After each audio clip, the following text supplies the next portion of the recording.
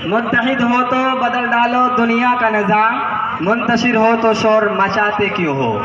खुदा ने आज तक उस कौम की हालत नहीं बदली, खुदा ने आज तक उस कौम की हालत नहीं बदली, न हो ख्याल जिसको खुद अपनी हालत बदलने का।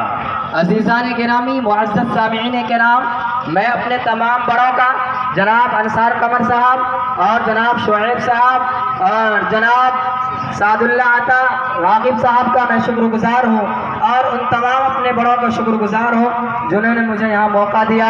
और मैं असद अवैसी साहब का अपनी तरफ से, तमाम लोगों की तरफ से पुरजोर इस्तकबाल करते हैं।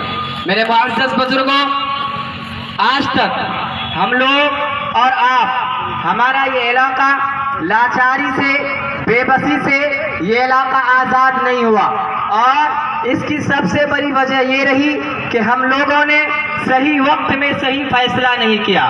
मैं 5 मिनट मुझे दिया गया है, बहुत मुख्तसर वक्त में आप लोगों से ये गुजारिश करना चाहता हूँ कि खुसूसन हमारा ये इलाका अररिया के लोगों और खुसूसन सीमांचल के लोगों, हम लोग आज तक गुलामी की पैर की जूती बनी रहे, लेकिन अररिया के लोगों अब वक्त आ गया है अपना हक लेने का, खुद मुख्तार बनने का।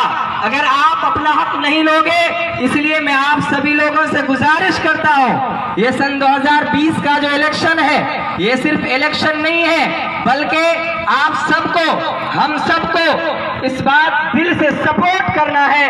बता देना उन लोगों को जिन्होंने हिंदुस्तान को खोखला किया, जिन्होंने धर्म के नाम पर, हिंदू मुस्लिम के नाम पर, जिन्होंने हिंदुस्तान के मासूम जनता को लूटने और बेवकूफ बनाने का काम किया है, पूरे हिंदुस्तान के अंदर काम हुए।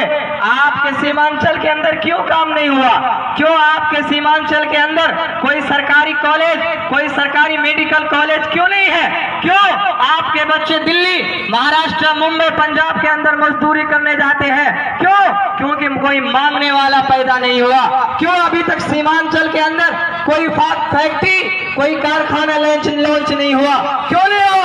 क्योंकि आपके यहाँ कोई मांगने वाला और छीनने वाला पैदा नहीं हुआ। लेकिन अब यकीन के साथ मैं कहता हूँ, वीरनगर बिसारिया के सुपुतो एक है जो 100 किलो के अंदर अपना कलेजा रखता है और दहाड़ कर कहता है, ऐ सीमांचल के लोगों, उठो, कब तक सोते रहोगे?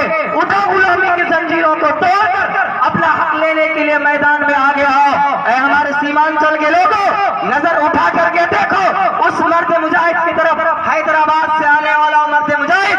अगर कोई जालिम जुल्म करता है, करोड़ों लीडर के सामने पार्लियामेंट के अंदर असद ओवैसी खड़ा हो जाता है।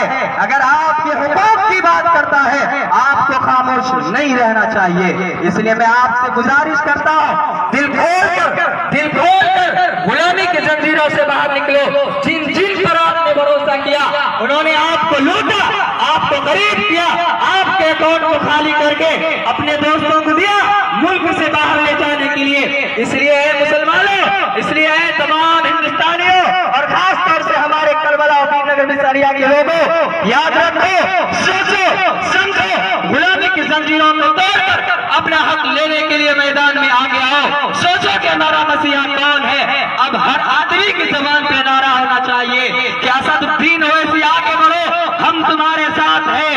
असदुद्दीन ओवैसी आगे बढ़ो, हम तुम्हारे साथ हैं। आज तक इन करप्टों पर हम लोगों ने भरोसा किया, लेकिन अब नहीं करेंगे, बल्कि इस शेर को कहेंगे, आगे बढ़ो हर मोड़ पर, हर जगह पर। अल्लाह कहने सुनने से ज्यादा उस दिन यानी 7 नवंबर को अमल करने की तौफीक नसीब फरमाए। आमीन व आखिर अल्हम्दुलिल्लाहि रब्बिल आलमीन। शुक्रिया। बहुत अच्छी